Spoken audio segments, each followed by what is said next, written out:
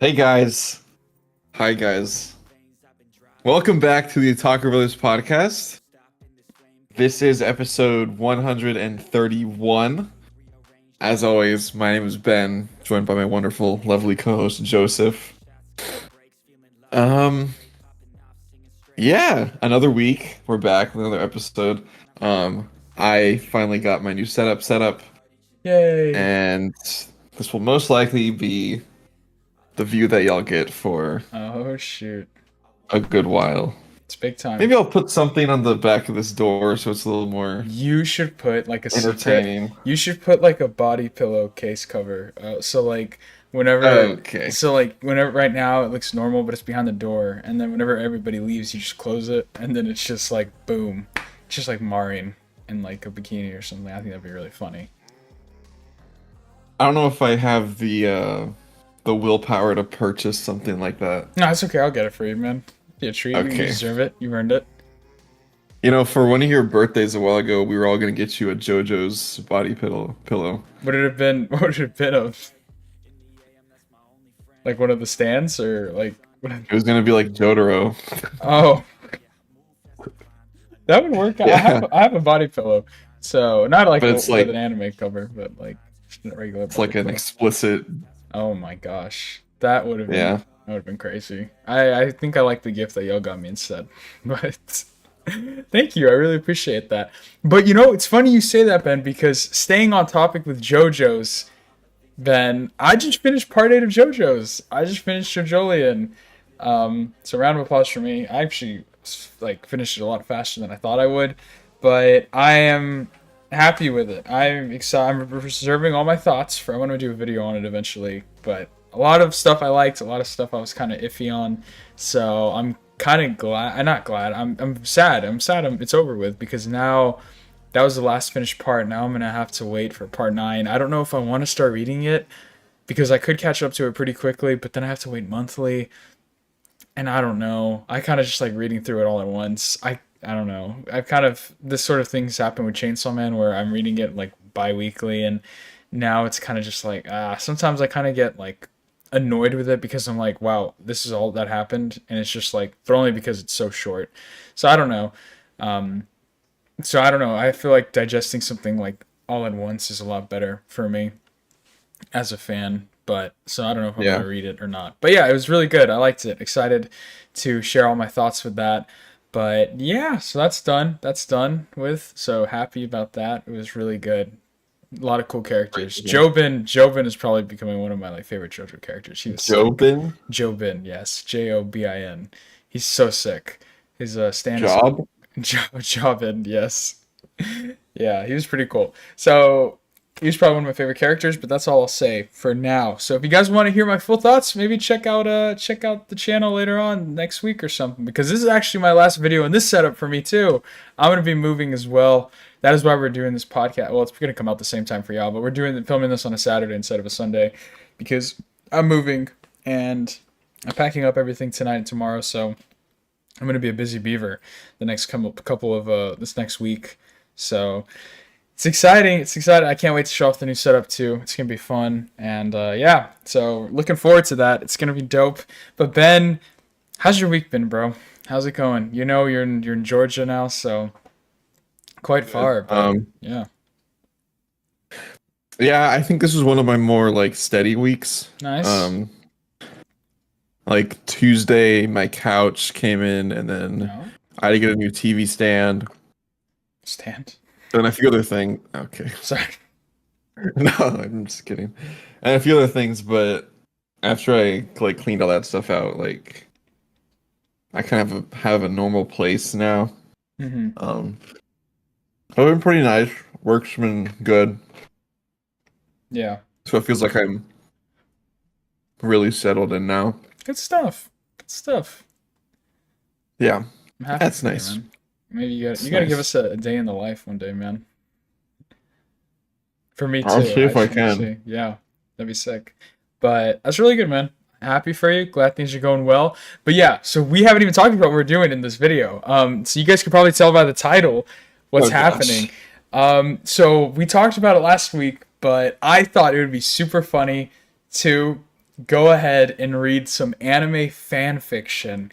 So I have never read anime fan fiction before, but I was just like, it would be really funny just to spice things up. And guys, I want y'all to know you guys owe me big time. I had to sift through insane, horrendous, disgusting things to find just some normal, you know, like some Or are these normal like content. borderline normal ones? Yes, oh yeah. I'm not I gonna only saw promise. one with adult Yes, yeah, content. these are, trust me, if I wanted to make this viewable for YouTube, we very well could have. It would have been bad. We are trying our best to keep this PG-13, no promises, but we are trying our best here.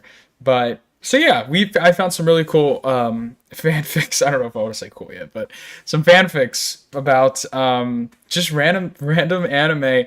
I went to a website called AO3. I hope that's normal. I went to Reddit because I didn't even know where to start for finding fanfics. So I was like, Reddit, where do people Scary. read fanfics? And a lot of people said this website. So if it's bad, if then I am not, I know nothing. This is what I've been told by the interweb. So, yeah, with that being said, I think it'd be fun to go ahead and read some. But before we do that, Ben, did you end up watching some anime this week? I know it's Saturday, so we kind of had one less day. What did you watch? I'm excited to hear some of the stuff. I want to talk about a little Okay. bit. I still need to watch Call of the Night, Okay. which I really want to. Have you started any of But it I'm caught. or no? No, Okay, that's fine. That's fine. but I'm caught up with everything. I think. Oh wow. Okay. I think. I think I'm behind on Kaiju. I just need to watch the newest one that came out today, and then I haven't watched Fragrant Flower, and then nothing for Gachi Akuta came out today, right? I checked and it didn't come out. I don't think Yeah. so. Yeah, I still haven't even started Sakamoto Days or Fragrant Flower, so that's kind of an L on my part.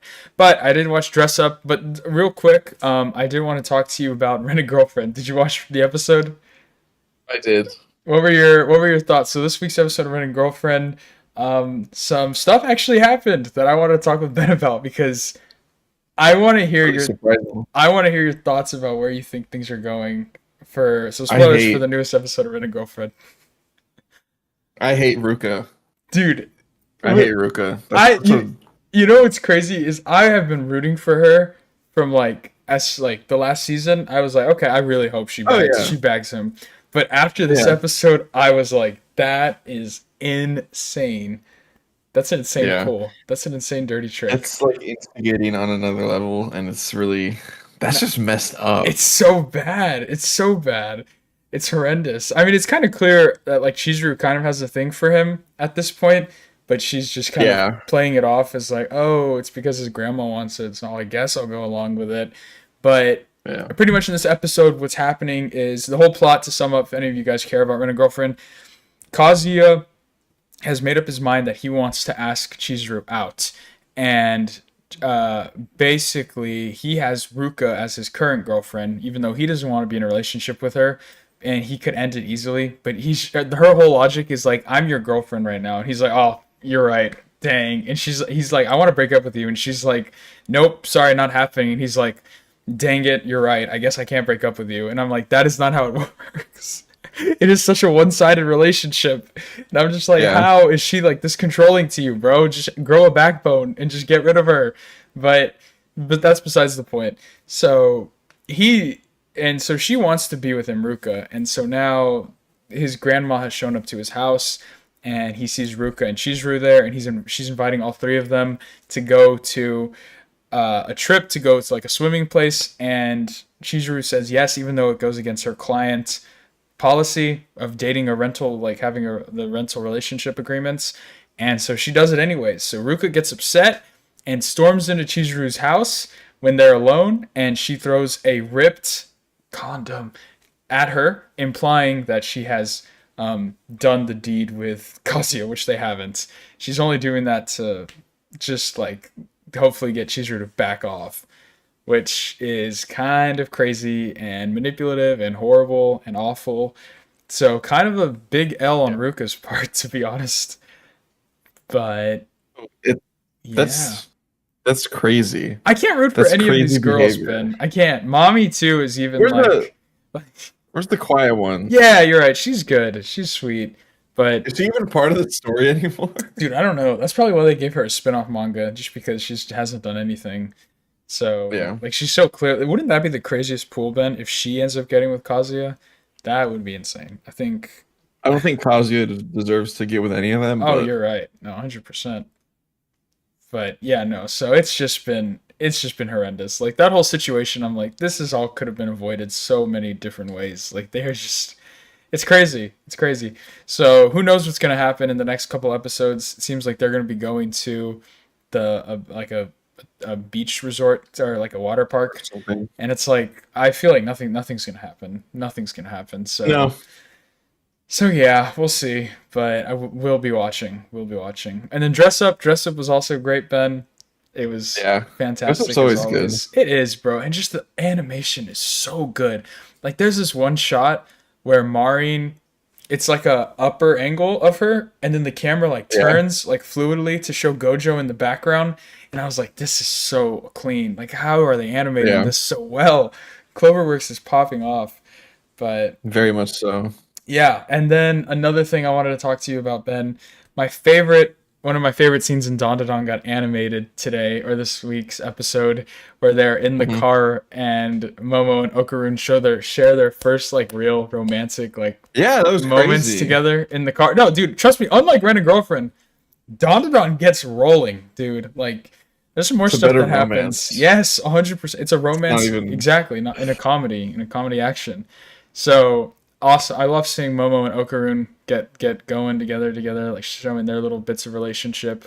It's awesome. I'm really happy. Mhm. It's so good. It's Danadon is getting it's such like it's getting the justice and art it deserves. The animation Oh yeah. deserves. Science Saru is killing it. They're awesome. So yeah, I've been loving Dandadan too. I cannot wait to rank this season's shows. I still and that's because I haven't even watched Fragrant or Sakamoto yet. So I'm very much looking forward to both of those I shows. heard Sakamoto's been good. The Really? second core.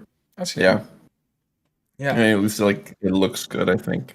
I'm And excited. then another thing about Dress Up, I really liked how in the scene where Gojo was like, "Oh my gosh, I really enjoyed the bento box or whatever," and Hmm. they put in panels from the manga. I thought that was Yes, really funny. yes, that was sick. I thought that was funny. It was. That was such a cute scene, man. Their whole relationship is just the best. Oh man, it is so great. They deserve each other. That is like the best couple of the year award right there.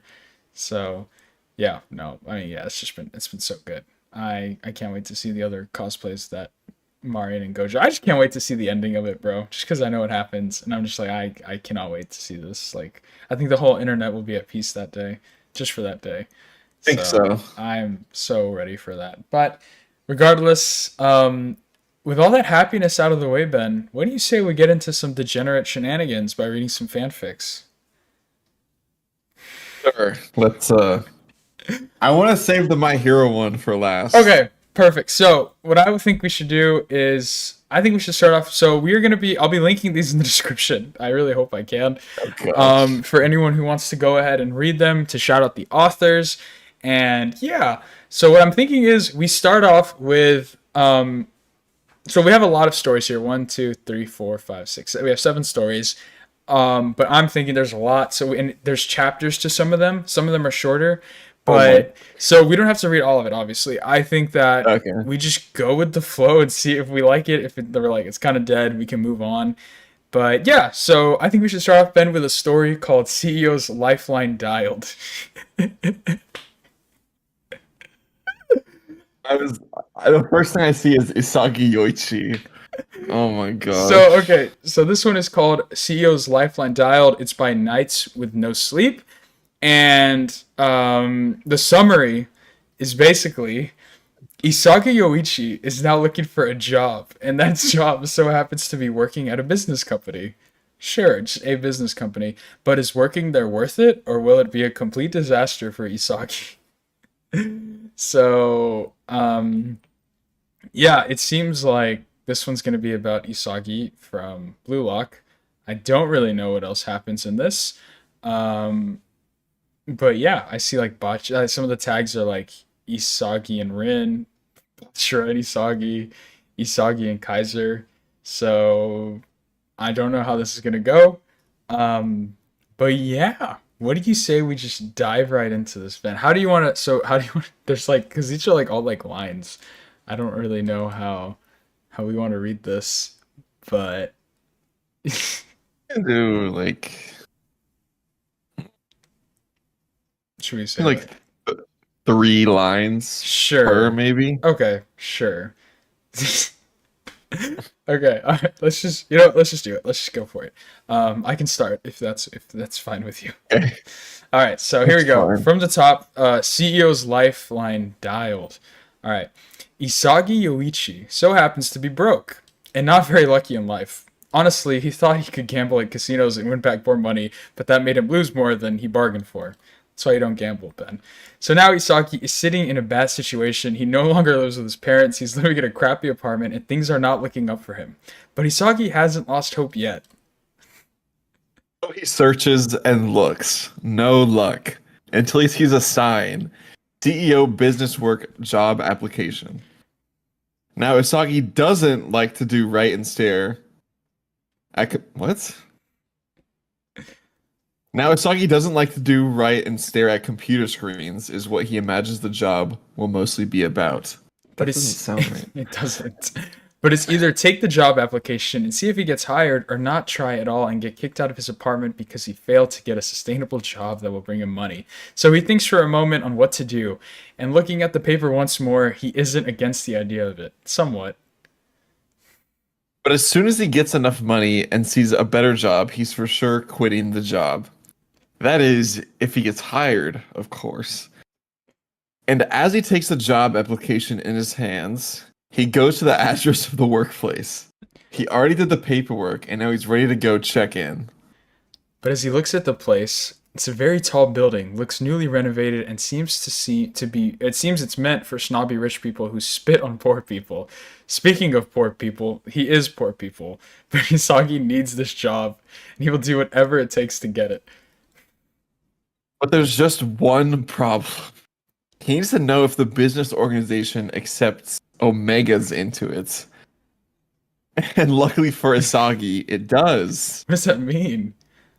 I don't know. Because this, I love how they have it addressed like that he's not in Blue Lock or like there's nothing to do with I know. nothing to do with soccer.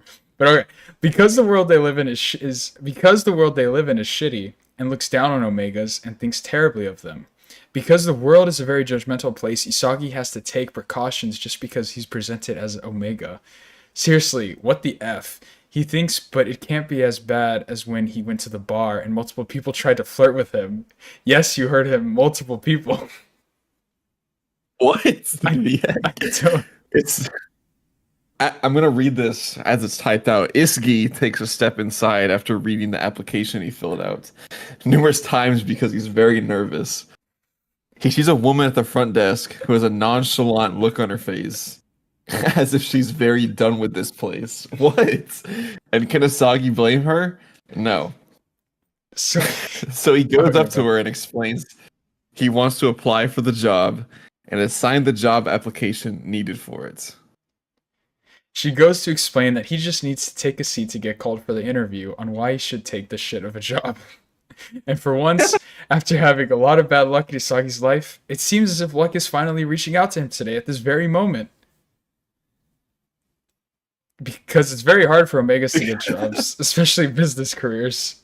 But now Isagi has a chance and he's willing to take it. And how bad can it be? And that's the end of chapter 1, Ben.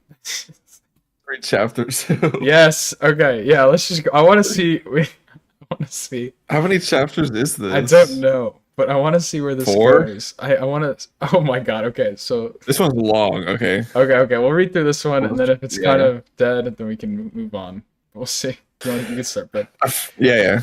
A few hours go by, and Asagi is feeling tired from waiting. He's seen dozens of people walk out and in that office for the job interview, but each time they walk out, they're angry. Not everyone is lucky, Asagi sighs. And another person walks put, and Asagi looks up to see they're looking. What? Oh, this author cannot spell. To see they're looking right at him with gritted teeth and an insane look on their face. Like they might do something bad. Isaki prays he's not involved in whatever the man plans to say or do. Ha ha ha, that CEO is a effing bitch. You think you could get this job? He points at Isagi. Nice try, but you have no chance of getting it, you dumb lowly Omega. He spits. It's an Omega. I don't know. And Asagi just shakes his head and ignores the psycho man because he's at his worst and is beyond caring of what people think of him and being an Omega at this point. Seriously, why does him presenting as an Omega have to do with people's business with him? And why does it matter so much to care? Well, because the world is painted in bold letters that Omegas are nothing and meant to be used as objects. But Isagi knows they're just scared of the truth of what Omegas truly are. But they just want power over them. Control. And Isagi prays the CEO or whoever isn't that type of person. Isagi looks down at the floor because he's starting to feel more tired the more he waits. And the guy hasn't seemed to leave. He doesn't know why.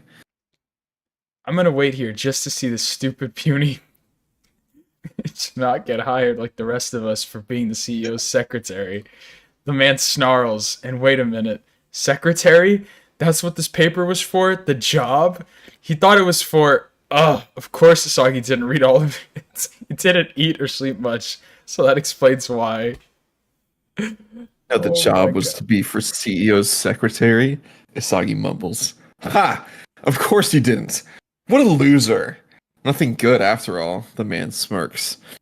Isagi is starting to think he should just give the man what he wants and leave this damned place because he doesn't know a thing or two about secretary business and what they do. Until his name gets called. Isagi Yoichi, your turn. Come in. Great. He grumbles just great.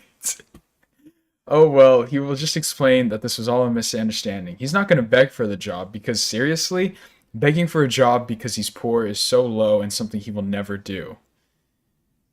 He walks in the office and closes the door behind him, and there he is the person, or so he thought, is the CEO sitting in front of him. But then he opens his mouth. I'm not actually the CEO, the guy says, and Isagi is confused. Because aren't CEOs supposed to sit in offices for job interviews and stuff? So, this was actually a big misunderstanding, a mistake. Isagi rubs his neck awkwardly, not knowing what else to say, really. What do you mean? This guy giggles and Isagi can tell this guy's a friendly person. A social butterfly who probably doesn't take anything seriously, is what he assumes. But then the guy gaze sharpens when he looks at Isagi like he's observing everything about him, trying to read him inside and out like a book. It freaks Isagi out. What I mean is, he lowers his gaze at the floor, and his hands are in his lap. He inhales and exhales. I don't think I should do this job. I was thinking the job application was for, something else. I don't know a thing or two about secretary business. No experience whatsoever. Oh, God. But the man looks surprised and happy at the same time, and he's grinning widely. Ah, this is new. You're the first ever. I like that about you. You tell the truth, you honest. You tell the truth, you honest, and you don't have any experience? You're funny, man. The man giggles and he reaches his hand toward Isagi. And Isagi shakes it because, well, he doesn't know. He just does it to appease the man.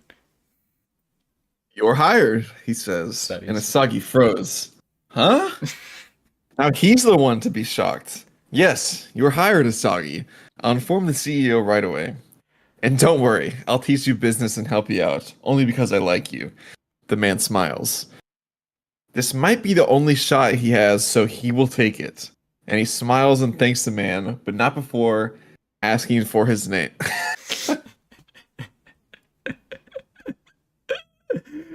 My name? Bachira Meguru. The man is overly hyper for giving him the job, but a win's a win. I'm so happy I got to meet you. I can tell we're going to be the bestest of friends. Just don't piss off the CEO, he whispers. Huh? And Isagi thinks of the CEO as a serious, hardworking man. Very stereotypical. But what Isago can think when he's... Sorry, I'm reading this guy is not the best, right? But But that's what Isagi can think of when he said not to piss him off. After all, business careers are serious as ever. And as Asagi says goodbye and walks out of the office, he smiles a bit. Because it's been a minute since he's felt happy.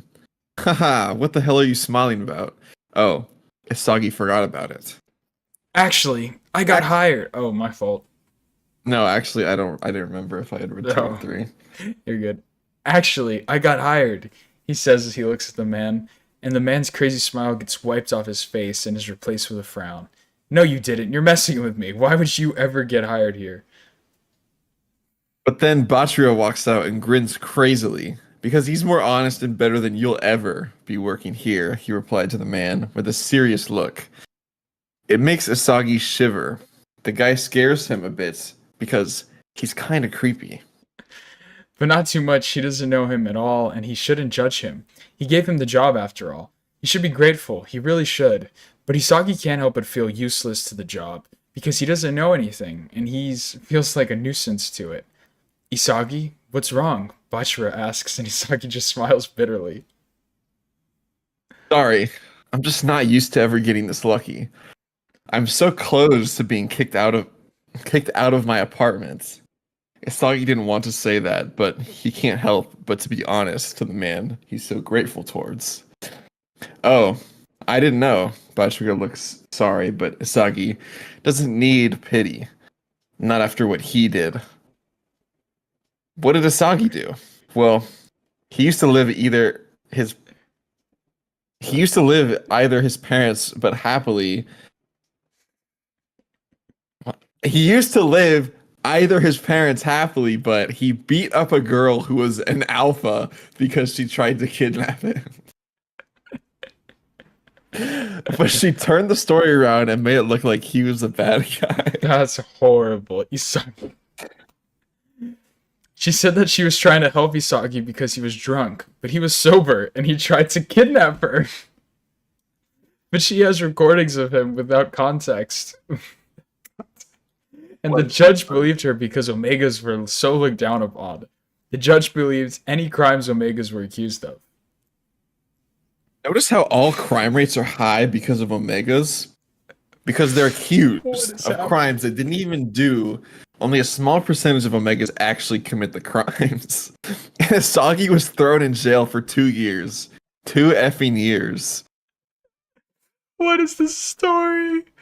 What is happening? I don't know. This is... And when he got out, he tried contacting his parents only to be blocked. His parents told him they wanted nothing to do with him. We will love you no matter what, they said. And no matter how much Isagi begged and cried, they never answered his calls. Nope. His parents forcefully pushed him out of their lives. His parents are now wealthy and rich. But him, poor, broke, no money, lifestyle, bad. He doesn't need pity. He convinced himself he deserved it for being born an Omega. It's a curse. He would scroll through posts saying, I wish I was Omega by Betas. What? No, they wouldn't. They wouldn't. If they knew the harsh reality of being an Omega, they would never consider being one. And all his thoughts are paused when he feels he's being hugged by Bachira when he opens his eyes. Huh? He whispers, unsure of what's going on. And all he gets in response is a tight hug. And he feels the warm liquid run down from his eyes. Oh, he's crying. He quickly wipes his tears because now he's just being pathetic. But Bachira looks up and stops him from doing so. No. Let it all out, he whispers. And for the first time in forever. Isagi wails into his arms and sobs. It's not a pretty sound because now he's ugly crying. Because he hasn't let everything out since a long time. And now he can, but after a few minutes he calms down. He looks at Bachira again, hugs him back. Thank you, he whispers back. It's no deal. This author needs to... It's no big deal. I understand it must be rough. And Asagi is glad he met Bachira. After another few minutes, They break the hug, and Bachira waves at someone, and Asagi turns to look. And the guy he's waving at must be someone important, probably the CEO. He leans towards Bachira to whisper, "That the CEO?" And Bachira nods, and now he looks stupidly excited, because the man who is the CEO has the biggest scowl on his face when he sees Bachira. The CEO is wearing a suit with a red tie, slacks, and damn does that CEO look so handsome. Wait, handsome? Hold on. Isagi doesn't even know him yet, but he can't stop looking at him because he can't. Because he can't lie, he does look good. He has dark emerald green hair and teal eyes with long eyelashes, as addition to appeal to his eyes. And his bangs complement his face. God, Isagi has never been so down bad. On Earth. But just by looking at this man, he can tell he must be married or in a relationship already. He would be shocked if he wasn't, so Isagi goes to ask Bachira again. Oh my god. Psst. Is he in a relationship? Oh my god.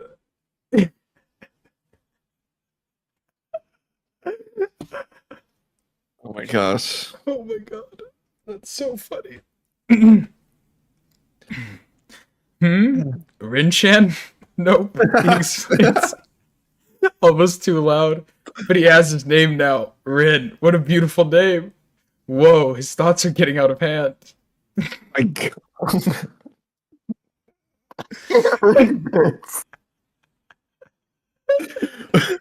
Rin comes over to them and takes a look at Asagi, and now Asagi feels overwhelmed. Alpha! His inner Omega scream.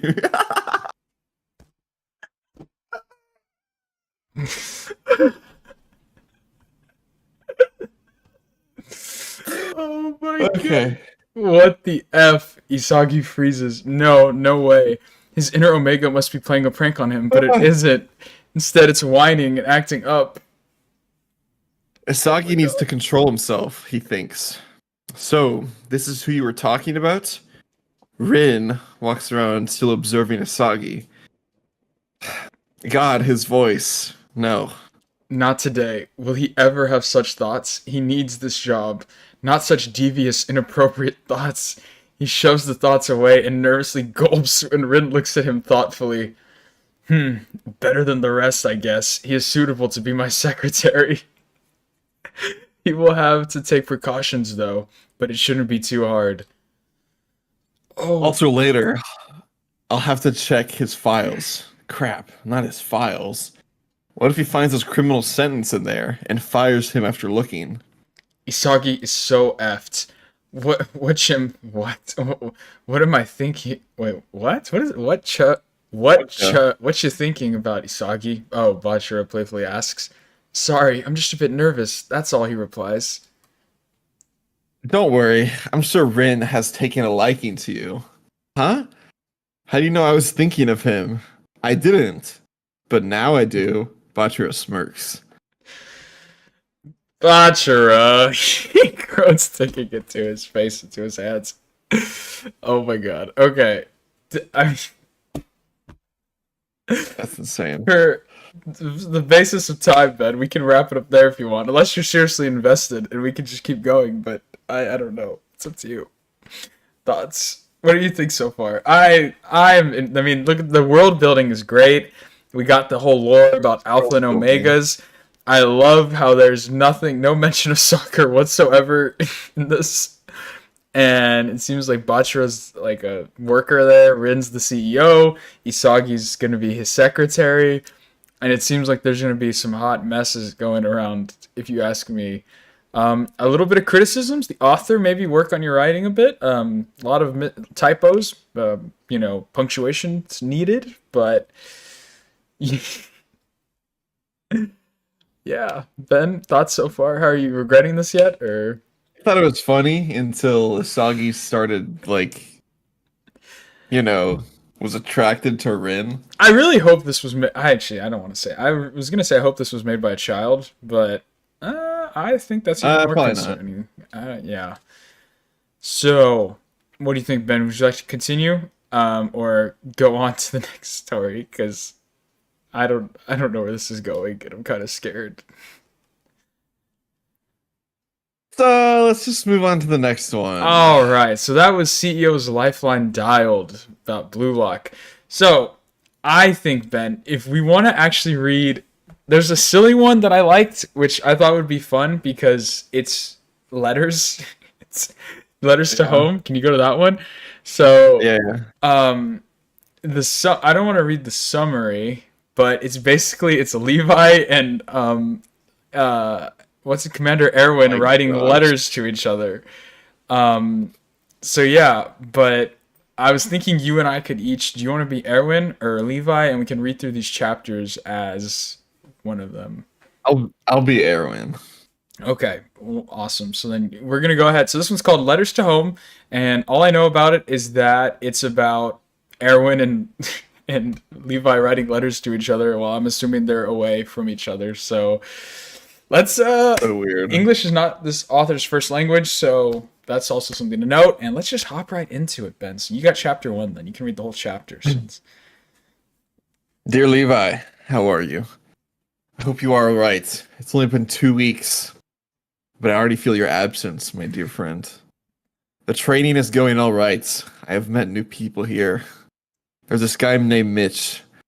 He is taller than me and has an extreme sense of smell. His girlfriend, Nanaba, is a combat medic. We get along really well. How is Ferlin and Isabel, and Kenny and Mikasa? I hope Hans is not getting on your nerves again. Did they have any news from Moblet? Please let me know. I'll be waiting for your letter. Take care of yourself. Your loyal friend, Erwin Smith. ooh, interesting. Okay, so they're away from each other. Some stuff's going on. Let's do this. Okay. Dear Erwin, I am all right, thank you. Not so many changed in here. Not so much has changed here, I'm guessing, actually. Or not so much has changed in here, actually. Kenny is still a jerk, and Mikasa is all right. Still top of her class. Ferlin is all right. Still studying for getting in university. Isabel is trying to graduate high school. I believe she will be fine. Hanji got a letter from Moblet. He's in training, just like you. We believe he is going to be all right. Take care, Levi Ackerman. Aw. Dear Levi, I'm glad to read that you're all right. I believe Moblet is going to be all right too. Tomorrow we are going to trenches. When this letter arrives at you, I will be fighting. I can't tell that to anyone, but I'm quite nervous. I want to drink, but I know it is not possible and appropriate. My hands are shaking, and I'm not sure if I can sleep tonight. But I know I will survive because I believe in myself. But Levi, I noticed a coldness in your letter. Is it because of the argument we had? I really wish to leave this behind. After all, I made my decision, and now I am here. I told you I will be fine and survive until the end. We will win this war. I am looking forward to your letter, Erwin Smith. Whoa. What do you think the argument was, Ben? Guess we're about to find I guess out. we're about to find out. Next chapter, chapter 4. Um, you are still saying we will win this war. Man, he didn't even see dear Erwin. You are still saying we will win this war. You are spitting all these BS that those pigs pour down your throats over newspapers. Those rich a-holes will never know your name. They will not know about your personality. They will not know and care how excited and passionate you got about history. They will not care about how your eyes shine when you are talking about the books. They will not care about how you feed the stray animals. They will not care about how you took care of your father until he died. They will not care about how you saved me from the thugs. They will not care about how you stood up for Hanji against those close-minded a-holes. They will not care about your dreams. They will not care if you are going to stay alive or lose any limbs. You are just one of the thousands of pawns in their game. When the war ends, they are going to sign some pacts and celebrate the peace. Do you know who cares all about these and you? Me. Us. I do care about your body. So, companionship. So excuse me for not wanting to lose you for their stupid greed. I don't want to lose our late night conversations. I don't want to lose our tea sessions, our walks. I don't want to lose your hugs and the way you respect me, the way you trust me. So what I am trying to say is, I am the one who cares about you, so you better stay alive. Sincerely, Levi Ackerman. Wow. That was beautiful. That was beautiful. Dear Levi, I understand your frustration, and I am really sorry. I didn't want to cause any worry or despair with my decision. But you must know, Levi. Surely you must know that the reason of my confidence for surviving is deeper than my ideals. I came here knowing that there was no way I could leave you alone in this world. I knew that I would do anything to come back to you. Even if I was the last one standing on the battlefield, even if I had to deal with thousands of enemies, I would come back to you. You are my home, you are my heart, core of my soul and life of my body. You're the most precious thing for me, and I would never put anything above you. I remember the first time I saw you, your pride, that low voice, and that strength hidden in the small body. When I looked at your fierce, beautiful eyes, I knew I was done for. Oh my gosh. It was so hard for me to restrain my feelings that went deeper than friendship. I don't know how many times I caught myself staring at you. You invaded my thoughts and my heartbeats. Aww. I only wanted your safety and companionship on a level that could be called pathetic. But I didn't want to ruin the trust that built between us. I didn't know what you did feel about me, and I didn't want to be away from you. I also didn't want to threaten the safety of any of us. So I acted like a friend, but in all truth, all I wanted was to kiss you. On the edge of death while we are walking on the line between human and monster, all I can think about is you. I long for you like a man in desert longs for water. I didn't want to hide my feelings no longer. Not especially after your heartfelt words and tear stains on paper. So my dear Levi, be relieved. I will be safe and remain human just for you. Please be safe and take care of your health. Yours sincerely, Erwin Smith. Wow. I mean, this is the last chapter, so I'll just finish up here. I just read the last line. Okay. Dear Erwin, I had the unfortune to read your letter when Hanji was near me. Now they can't stop teasing me about blushing. I think we are both idiots for not realizing each other's deep feelings. Seems like everybody else did. Hanji ran to Kenny after I read your letter, and old man said it's about time. Ferlin and Isabel have made a bet about who is going to confess first. Can you believe it? All this time we have been their source of entertainment. Even Mikasa noticed. She said, I knew it, and smiled, unbelievable. I am really glad that we both got to tell our feelings to each other, though.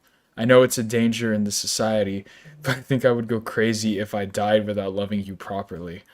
You know, I would too stand against countless enemies for you. I am really glad to read that you are willing to survive, but still, be careful. Going full throttle may be doing it your way, but if you are not careful, you will get tripped up and you will be in a world of pain. Don't try to be a hero. You are a hero in my story already.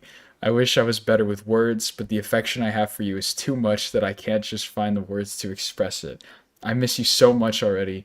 When you come back, I will hold you and never let go again. Please tell me about the situation and your friends more. Be safe. Yours sincerely, Levi Ackerman. P.S. I really want to kiss you too, just so you know. They just released this, the author. Oh, yeah. 7:30. Oh, my gosh. Yesterday. They updated it yesterday. Oh, wow. Look at that. It's a good thing well, man, maybe we're going to get more. So, yeah, that was Letters to Home. Yay. That's 2 down, Ben. Nice. How are you feeling? Okay, so the next one I think we should read is Heartbeats. And a quick little summary. Ruka from Red and Girlfriend is a troubled but Gosh. kind-hearted girl who faces an unusual situation. Every time her heart races around her new boyfriend, supernatural phenomena begin to occur. And to make matters worse, only he has the ability to solve these supernatural mysteries. So, this is a single chapter. I think these are a bit like I don't know, a bit longer, and there's illustrations that come with it. So if you want to see the, oh my god, I just read a little, I just looked a little ahead. So yeah, it's a one shot, so we could probably get through this whole thing. So I probably got time for like this one, and then maybe we could end it with My Hero if we want. I feel bad because the other two were, I think, were actually the only reason there was a Jujutsu Kaisen one I wanted to read where they were teenagers, but it was really the only reason I wanted to read it is because for some reason Gojo has like a crippling like coke addiction, and I just thought it was really funny to imagine him That's like funny. doing cocaine. And Yeah. then the Chainsaw Man human one was about it's a bit long. It's kind of it's a one shot too, but it was about I think some devil hunters that run into Makima, so it has like nothing to do with like you know. Okay, so yeah, I don't know. What's up? Do you want to choose one, Ben? Actually, what do you want to do?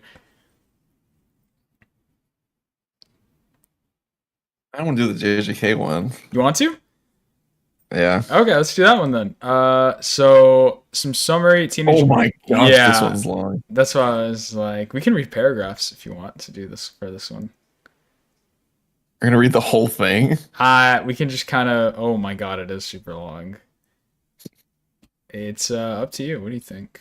You can because like what was the description? Here's the summary.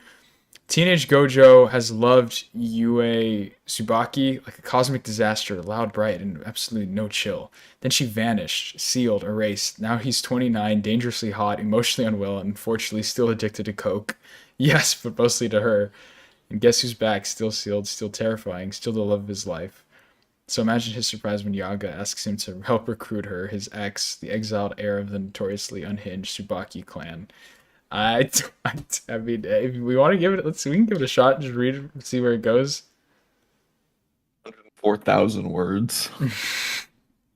My gosh. Oh, I didn't even see that. That's a lot of words. Yeah, so let's give it a shot, I can Ben. read a little bit. Yeah, sure. We can do paragraphs for this one because Yeah. it's get very paragraphy. All right, from the top, starting with Gojo Satoru despised. Do you want me to start, or do you want to start?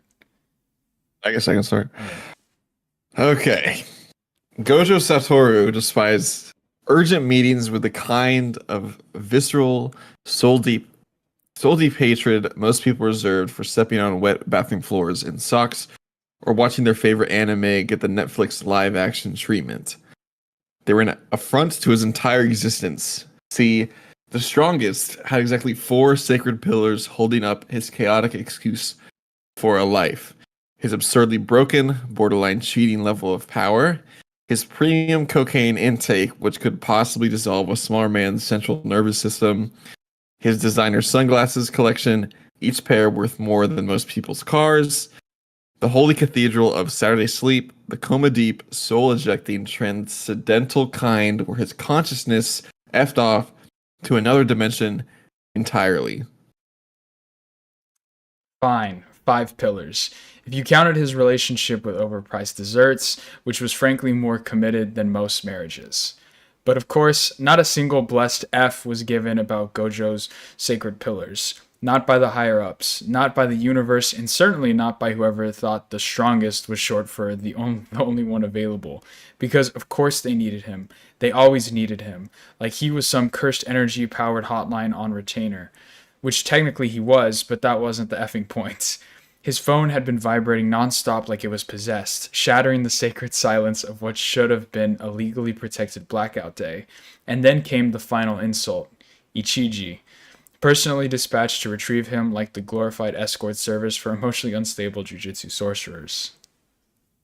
It wasn't enough that Satoru was already teaching every other goddamn day of the week, trying to babysit hormone-ridden teenagers with trauma and potential war crimes brewing behind their eyes. No, apparently that wasn't sufficient public service, and now they wanted weekends too, as if there weren't 20 other barely useful sorcerers just standing around waiting to be traumatized by some middle-tier curse. No, it had to be him. which meant whatever flaming circus had the higher-ups pissing themselves better involve a national disaster, a grade S existential threat, or a cursed spirit so vile it could make Sukuna pause mid-murder and mutter, "Damn, that's effed up." Because if Gojo Satoru had clawed his divine, coke-dusted ass out of a nap so transcendent it qualified as astral projection for anything less than cataclysmic, this turned out to be some basic bitch grade 2 curse haunting a rice cooker in Saitama, paired with a lukewarm can of Family Mart coffee that tasted like regret and societal decay. Heads were going to roll artistically. My gosh, that was a sentence. Yeah, that was crazy. He yawned.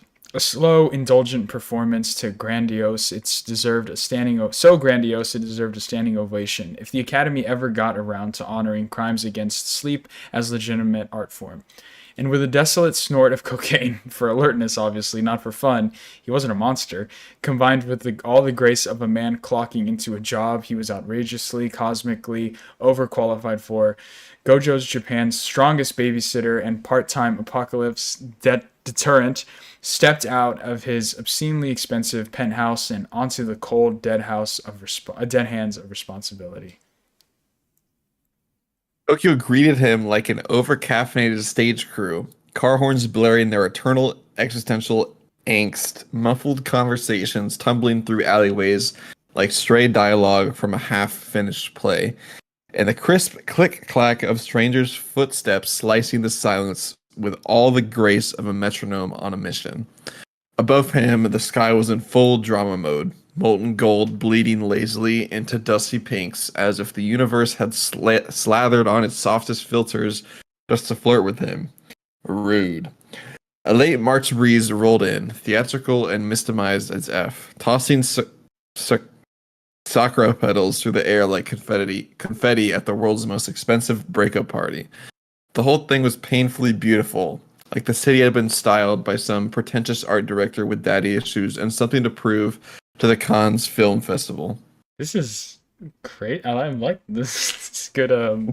Good stage setting. Okay, Satoru hated spring. Always had. Well, not always. There was a time back when life still had color and cocaine was just an idea whispered by rich degenerates in Roppongi, when he actually loved spring, when he actually looked forward to it, when Hanami wasn't a visual landmine for repressed feelings and tragic backstory, but meant picnics and teenage dreams with names like Nope, No. Like that was a lifetime ago. Now it was just a seasonal trigger wrapped in a pink petals and a passive-aggressive calendar notification that said, "Hey, remember that? Because I do." Same shit, different year. Just one of about 12 trauma anniversaries he had bookmarked in the glittering disaster he called a brain. It was a love-hate relationship if by love you meant years of barely managed psychological scarring, and by hate you meant another effing line, because I swear if one more petal hits me in the face, I'm exercising the entire tree. The entire scene reeked of emotion, that nauseating kind that made people write haikus in coffee shops and stare longingly at their matcha like it held the secrets of the universe. Too pretty, too serene, too emotionally available for his current mood, which hovered somewhere between mildly homicidal and aggressively unavailable, like someone had sneakily cranked the poetry dial up to 11 without his consent, then had the audacity to expect him to participate in this aesthetic BS. That evening, Satoru stepped out, cloaked in black Dior suit, Kim Jones era, of course, sharp enough to draw blood, and just avant-garde enough to whisper, "Yes, I exercise curses for a living, but I also make Tokyo Fashion Week my personal bee." The suit was double-breasted and dangerously minimalist, spun from the mohair wool blend that just didn't shimmer. It insinuated. It looked like it had dirt on everyone in Tokyo and wasn't above blackmail. Sleek, sculpted, and tailored so precisely it should have come with a disclaimer. Warning, may cause immediate ovulation and or existential crisis. The lapels, razor fine, sliced air on contact. As for a tie, please. The top button was rebelliously undone. The collar parted just enough to whisper, "This is casual domination, and yes, I own the building, the curse, and your attention." Dude, My gosh. this is. They're really working the imagery. Oh, yeah, it's beautiful. Beneath the suit, he wore a crisp white Margiela shirt, unbuttoned just enough to qualify as a statement, but still legal in most prefectures. Slim cut, whisper soft, and tailored like it had been seduced into loyalty by an envelope full of blackmail and silk lined promises. That's wow. This is beautiful. It clung to him with the devotion of a second skin suffering from a very intense, very unprofessional crush tucked in with a kind of calculated negligence, and it sat just a touch loose at the belt, like it though about like it thought about misbehaving, but also knew better. The belt, Ferragamo, black, understated, lethal in its restraint. The kind of accessory that didn't say much, but when it did, it was fluent luxury. I put in zero effort and still look better than your current boyfriend, your emotionally unavailable ex, your dad, and probably whichever poor bastard thinks is a good match. Good luck. His cuffs hung unbuttoned, sleeves rolled once with a kind of casual defiance that screamed, "Punctuality is for peasants, and I'm busy being a living deity." On his feet, black Saint Laurent, Chelsea boots, polished to a genuinely immoral shine. These things gleamed like they'd sold their soul to the devil for that perfect finish. Sleek, sharp, and blessed by whatever fashion god handled both couture and body counts. The leather was butter soft, but the soles dead effing silent. The kind of stealth that didn't announce itself, just materialized behind you and ruined your entire week with a single yo. Yo. The whole look oozed weaponized nonchalance, that hyper-specific strain of aesthetic chaos that only worked when you were Gojo Satoru, heir to the most feared bloodline in the country, genetically engineered to piss off bureaucrats and in possession of the six eyes, which somehow made arrogance look like divine right. Gojo Satoru didn't wear his blindfold. Gojo Satoru wore sunglasses, obviously, religiously, obsessively, indoors, outdoors, underground, underwater, at funerals, on roller coasters, during sex. If he ever showed up in effing space, you could bet your rent and your firstborn they'd be surgically attached to his face like a cursed seal of vanity and violence. Is there anything gonna happen in Dude, this story? reading all, it is still just like, it is like for a while. Just, Are you serious? it is. Is this the whole thing? No, I mean, it says there's a part where he starts getting into conversations. I see. We can start. Da, da, da. It's like, yeah, it's like responsibility of fame.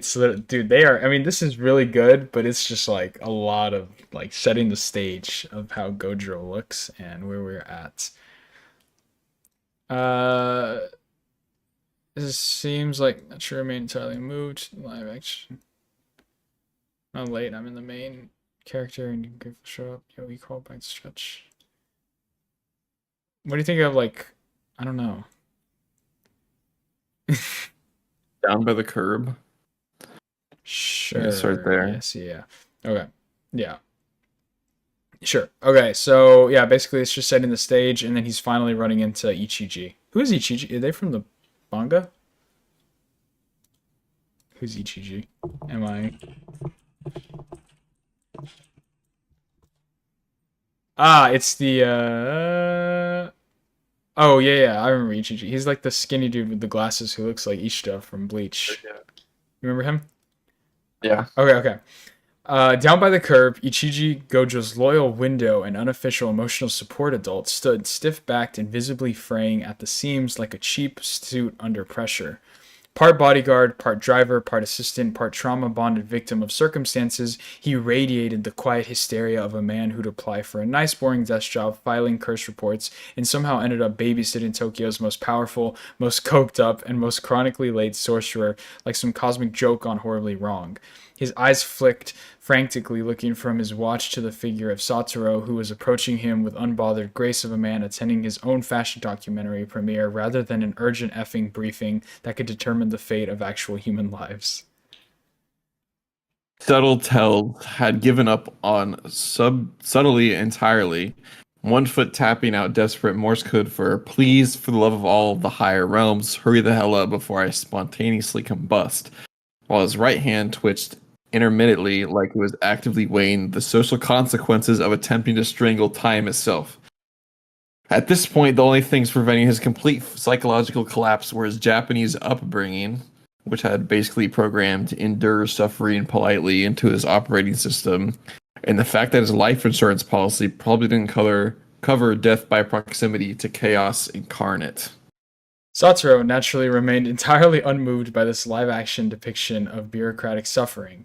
He strolled up like he had stock options and lateness, every step a deliberate FU to punctuality protocol and any meeting that didn't involve champagne, cocaine, or Michelin-starred hors d'oeuvres, adjusting his sunglasses with a casual flick in artful, over-rehearsed motion that practically purred, "I'm not late, I'm the main character, and you should be grateful I showed up at all." He finally addressed his slowly dying assistant. Yo, he drawled, stretching the word out like expensive gum under a designer desk, just long enough to be annoying on purpose. A slow, predatory smirk followed, equal parts lazy charm, veiled threat, and unapologetic effery draped in custom Dior. "So," he continued, tone syrupy with mock curiosity, "what's the allegedly apocalyptic crisis that dared interrupt my sacred blackout day? Did the higher-ups finally approve Operation Ruin Satoru's effing weekend because they're old, boring, and ashamed of my sex appeal? Because if that's the mission briefing, I want hazard pay, a handwritten apology, and a very expensive therapist who pretends to be impressed by my trauma, in that order." Cocked his head, sunglasses glinting, voice drenched in theatrical sympathy. Also, Ichiji, you look like you're about to have a stroke. That's not very aesthetic of you. Fix it. Ichiji inhaled through his nose like he was trying to suppress a scream and maybe a stroke at the same time. His hands were clenched, his soul was fraying, and his voice came out tight enough to slice through steel and perform outpatient surgery on a cursed womb. "Please, Gojo-san," he managed, his voice tight enough to slice sashimi and sterile enough to perform outpatient surgery, gesturing toward the sleek black car with all the desperation of a man trying to corral a designer-clad natural disaster with impulse control issues and enough cursed energy to accidentally delete half of Tokyo if someone sneezed wrong. We're already behind schedule, Ichiji hissed through gritted teeth. I'll explain everything on the way to Jutsu Tech, please. Satoru let out an exaggerated sigh, long, operatic, and entirely inappropriate for the context. The kind of sigh that belonged in a K-drama right after the male lead finds out his childhood sweetheart has amnesia, cancer, and a secret twin working for the mafia. Not, say, outside a luxury vehicle on a mildly brisk Saturday evening with his assistant having a quiet breakdown. As if Ichiji's pure bureaucratic panic had personally wounded Satoru's spirit, crushed it beneath paperwork and calendar invites, and then filed a formal complaint with his ancestral line. "Fine," he groaned, dragging the word out like it physically cost him maybe a few years off his lifespan. He sauntered toward the car door with the grand, sweeping presence of a man being generous enough to acknowledge reality existed, and frankly, everyone should be grateful he was participating. Pure benevolent deity energy, if deities wore Dior and had raging coke habits. Somewhere between martyrdom and Tokyo Fashion Week with a pit stop at the unsufferable. There better be effing snacks. He called over his shoulder with the authority of someone issuing non-negotiable demands to the universe. I want this expensive mochi from that place in Harajuku, not some family mart BS. And coffee, he added, pointing one perfectly manicured finger like he was invoking an ancient curse. No vending machine swill. I want beans that were handpicked by monks with emotional depth and brewed by someone who has their heart broken in Paris. So, Ben, do you want to continue with this one? Call it, or what are you thinking? Because it's really good, but it's just like it is just a lot. It is a lot. Like, and I don't know when we're gonna get to like I'm like we're so far down, and I like just see like Enter Nanami. Oh my gosh! And that's like quite the ways down. It's up to you. Because we could go through this last My Hero one and then call it, Or Hmm. what do you think? Yeah, we can do the My Hero one. Okay. Okay. And maybe, yeah, we could do that. Just because it's really good. I'll link it down below if you guys want to finish it, or if you guys want us to come back to it and maybe just do a whole episode reading one. Because I mean, I'm having fun with it. Like I said, there are some normal ones in here that are actually pretty chill and just cool. Like fan, like I said, there were some other ones that I saw that was like a Naruto crossover with Bleach that seemed really cool and things like that. So I mean, there are a lot of cool creative people out there, and there's also just funny, weird ones like the ones that we have previously read. That one seemed really good. That was the good like prologue for it if you guys are interested. But yeah, I think this next one's kind of a sillier one to end off on, and we could probably just go back to reading like 3 or 4 lines if you want, and then we can call it a day if you would like, because this one seems a bit shorter. If that sounds good with y'all. W pen, you think you down? Okay, so it's called My Hero Academia Friends. And here's a quick little short summary. Midoriya, a young 20-something-year-old, answers an ad for a roommate wanted. He moves in with Ida, an old classmate, and an old classmate Yes. Bakugo. Here, he Yes. ends up meeting other friends, and as his roommates and the other tenants in the building get to know each other, they begin to form various relationships.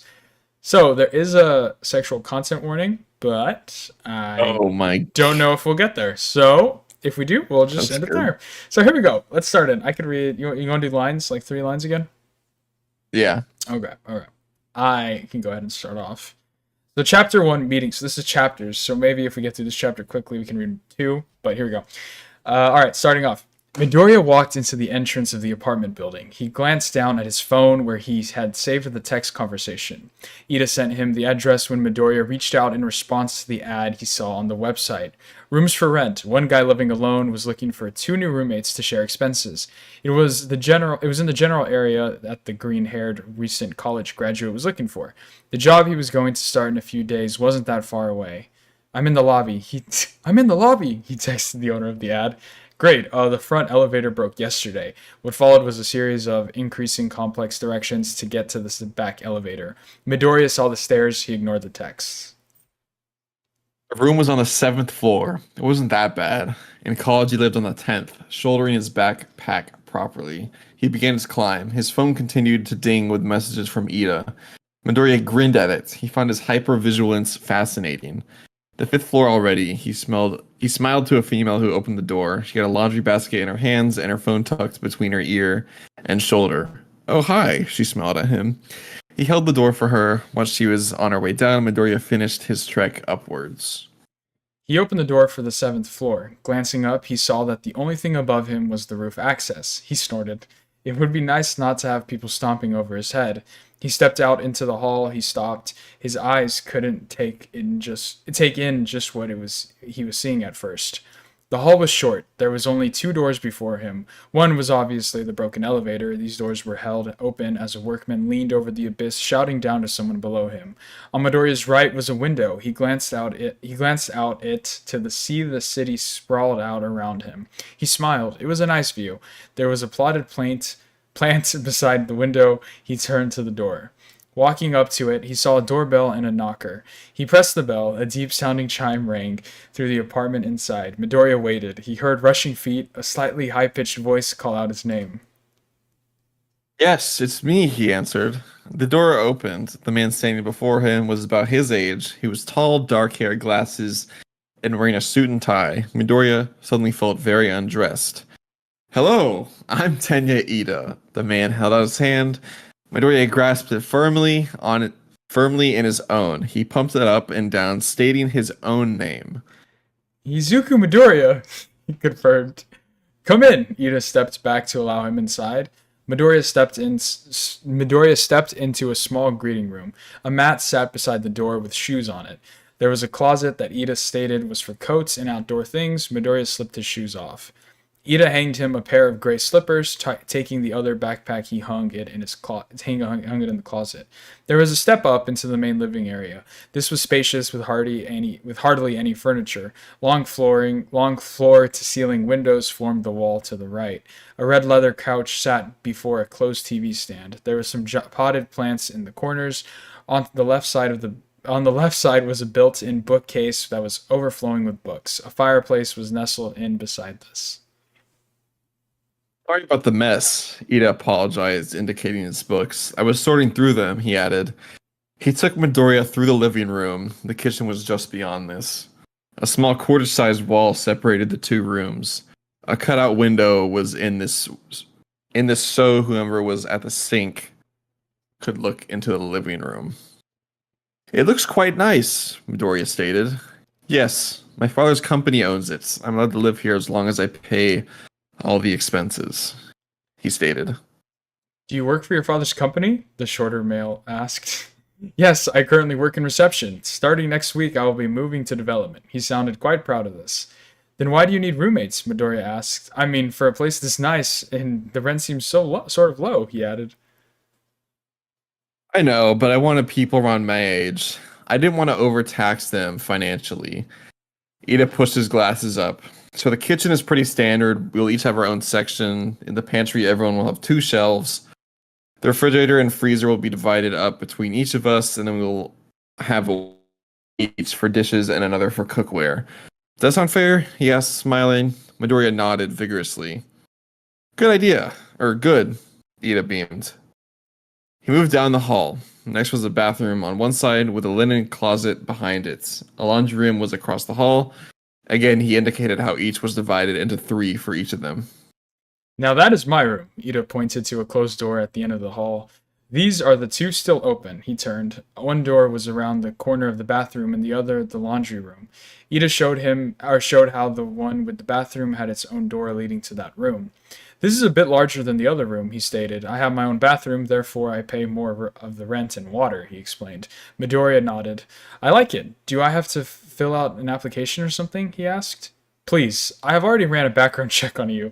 Everything came out splendid. The application is more of a lease that details what is expected, your share of the rent and utilities, and house rules. If there are any you wish to discuss or want to add some of your own, you can, he informed him. Man, this is too real with us moving and everything right now. Okay.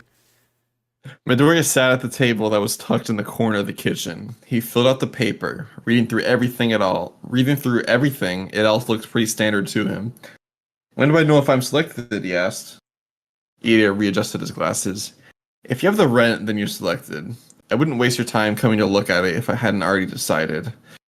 Ida smiled. He reviewed the paperwork. You need to indicate which bedroom you would like. He showed where that part was left blank. The one with the bathroom access is bedroom B. The other room is bedroom C, he explained. Midoriya wrote C in the space. This bedroom was slightly cheaper. He assumed because it didn't have a closet space or its own bathroom door. Very well, Ida smiled. Midoriya went to get his bag. He paid the rent. He was given a key to the apartment door, downstairs side door, and elevator. Ida indicated that most of the tenants used the safe side entrance since the lobby was open during the days, Monday through Friday. It was mainly for the business that owned the building. It was connected to it through the lobby. The building does have its own laundry facility and extra storage space for each apartment in the basement. If you wish to store stuff there, that would be a minimal fee, Ida explained. I don't have much, Midoriya offered. He was putting his shoes back on. When is the best time to move in? He asked. Anytime. You have your key, Ida beamed. Midoriya shook his hand once more, thanking him. There was another knock on the door. Oh gosh. Oh good.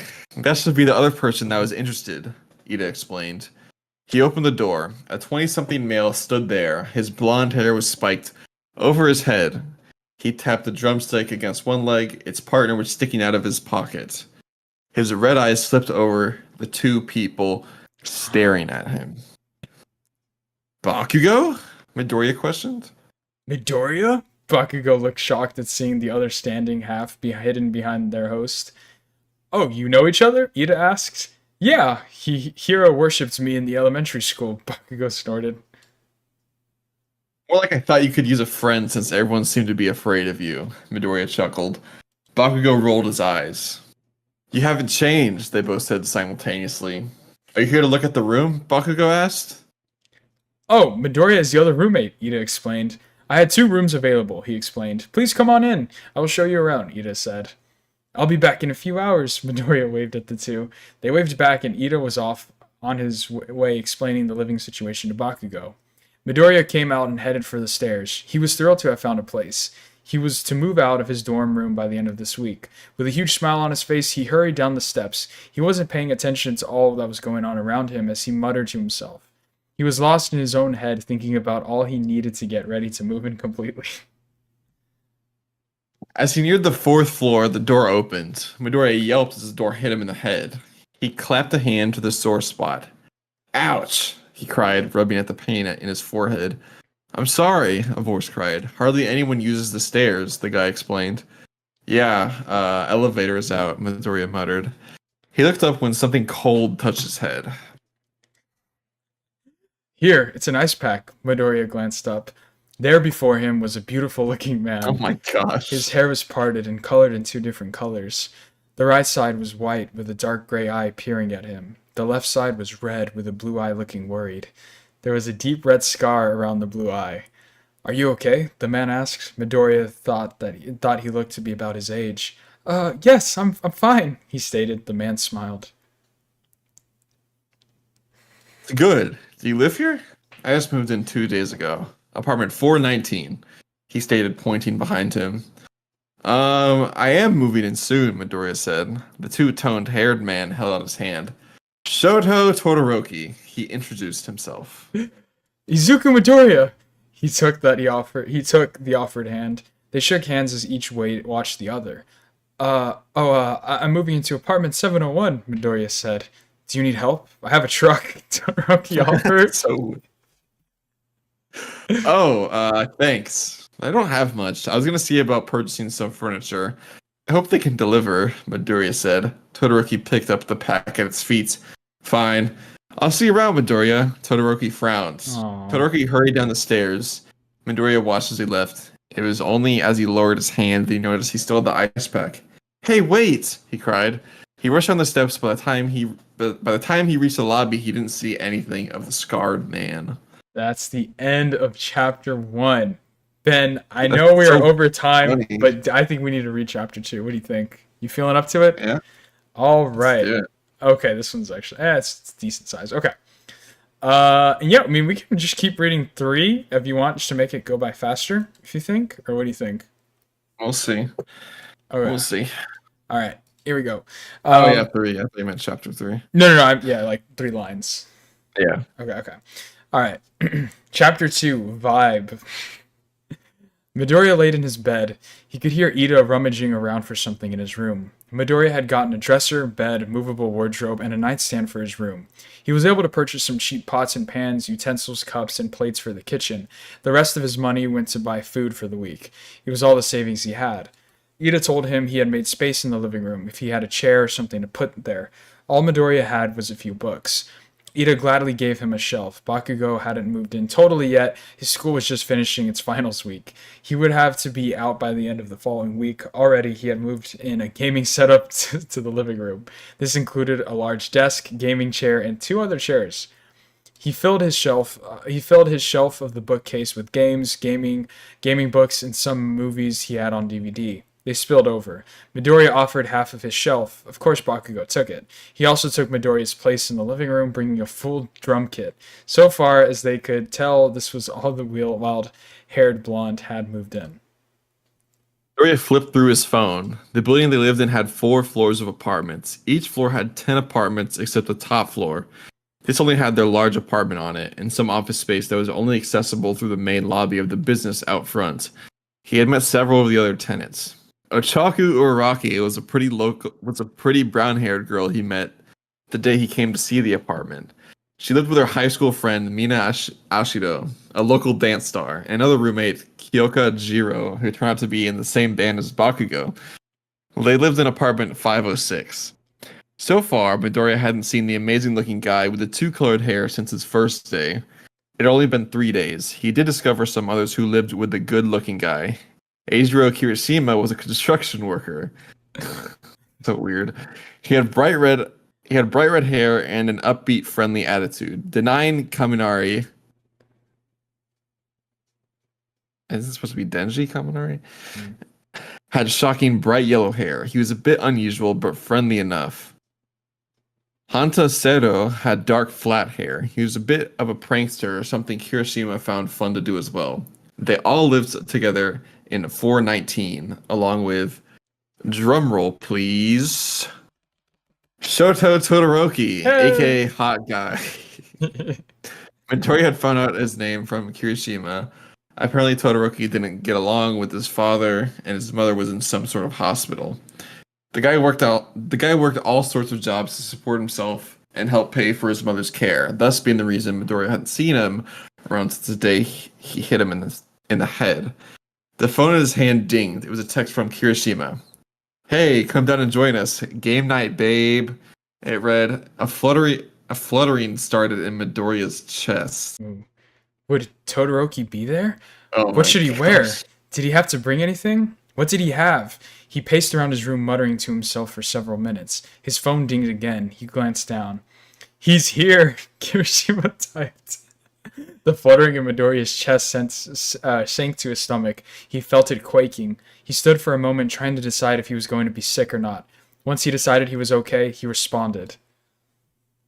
Do I need to bring anything? He asked. Several laughing emojis sprang up Midoriya's side.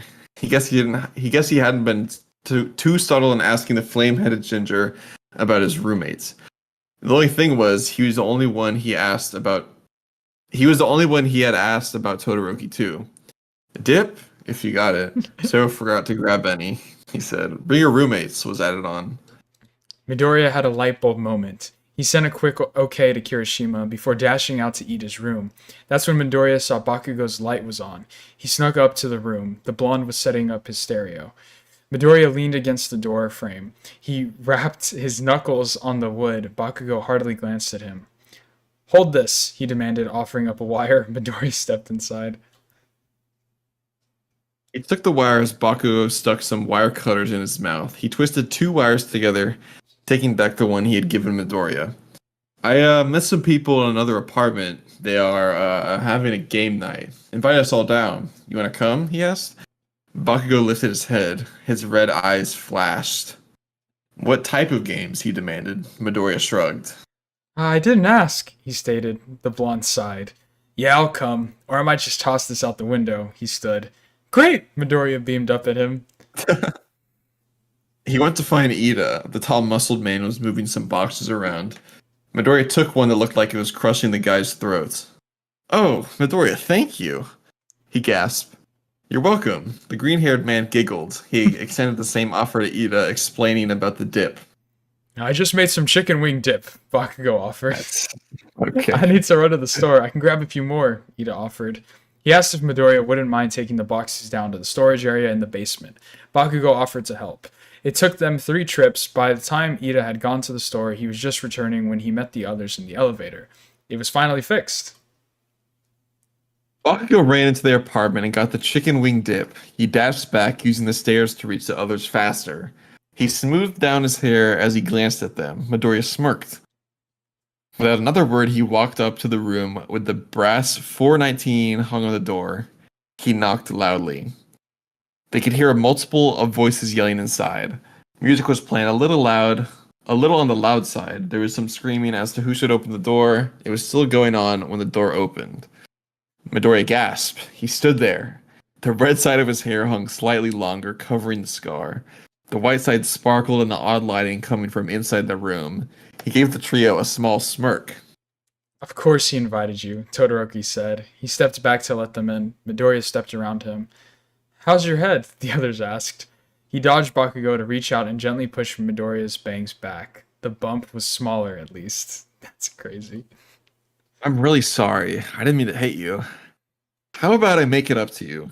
He offered a smile, making his already handsome face brighten. Coffee tomorrow morning? Maybe a breakfast sandwich? A stroll through the park? He asked Midoriya. He asked as Midoriya just stood lost in his beauty.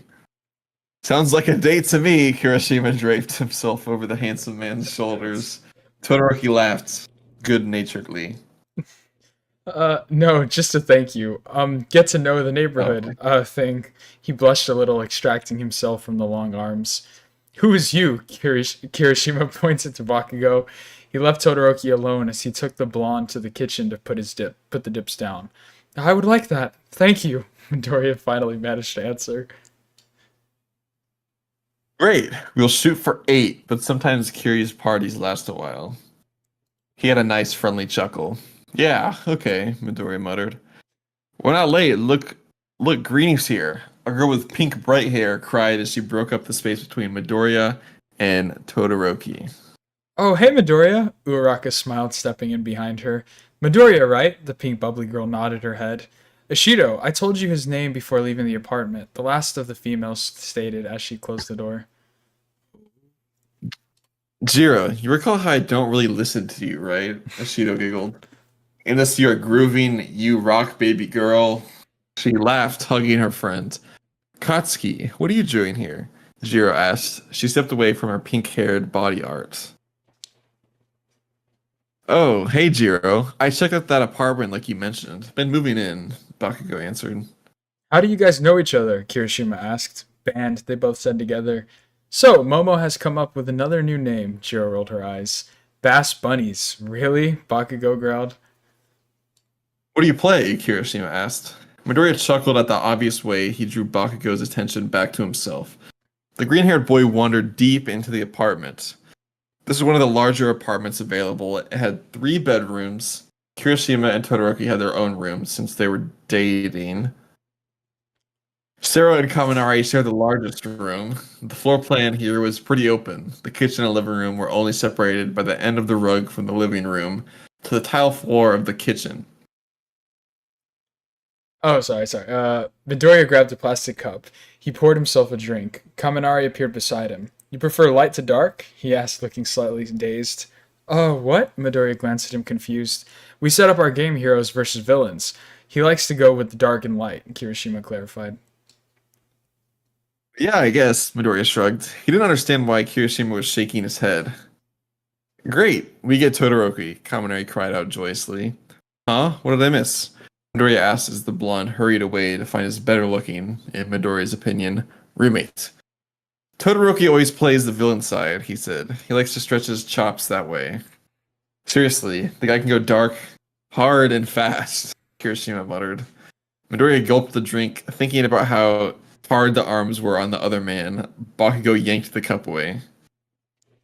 Dude, you're going to choke, he cried. Stupid ass. He pounded on Midoriya's back as the green-haired teen coughed. You guys seem pretty casual with each other, Ashido commented. We've known each other since before school. He used to be my neighbor, Bakugo glared at her. Oh, sorry for him, Ashido snickered as she walked away. What the hell? Bakugo yelled. He let go of Midoriya, who appeared to be able to breathe on his own again. No. I think that's a good place to end it. Yeah, oh my gosh. Why is it always Todoroki? What do you think, Ben? Okay, so I don't even know, man.